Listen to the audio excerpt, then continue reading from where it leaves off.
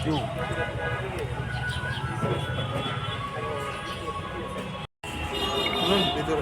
একটু একটু একটু বাচ্চা তো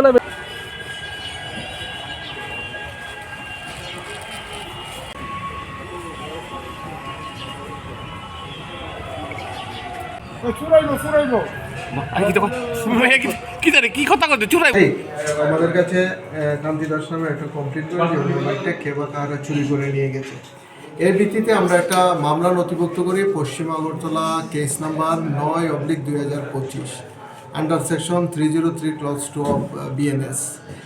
গতকালকে আমরা একটা টিম তৈরি করি, তার সঙ্গে ওসি বটতলা সহ আমাদের থানা স্টাফ ছিল, এবং কালকে একজনকে আমরা চোরকে তার একটা বাইক সহ আমরা ধরি এবং তাকে জিজ্ঞাসাবাদ করে তার কাছ থেকে আরও 2টি বাইক এবং একটা স্কুটি আমরা উদ্ধার করি এবং তাকে আজকে আমরা পুলিশ রিমান্ড চেয়ে আদালতে প্রেরণ করছি।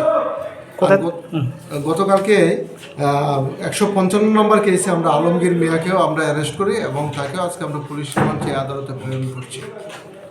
তাদের বাড়ি কোথায়? কমলদের বাড়ি আপানিয়া অশ্বিনী মার্কেট, আর যে আলমগীর মিয়া তার বাড়ি সাউথ রামনগর এলাকাতে। তার বিরুদ্ধে কি আগে কোনো মামলা আছে? হ্যাঁ, তাদের বিরুদ্ধে আগে মামলা ছিল। কমলদের বিরুদ্ধে আমতলী পিএসও মামলা ছিল বাইক চুরির। গত 20 তারিখে তাকে আদালতে অ্যারেস্ট করে আদালতে পাঠিয়েছিল এবং তার কেস এখনও তার পেন্ডিং।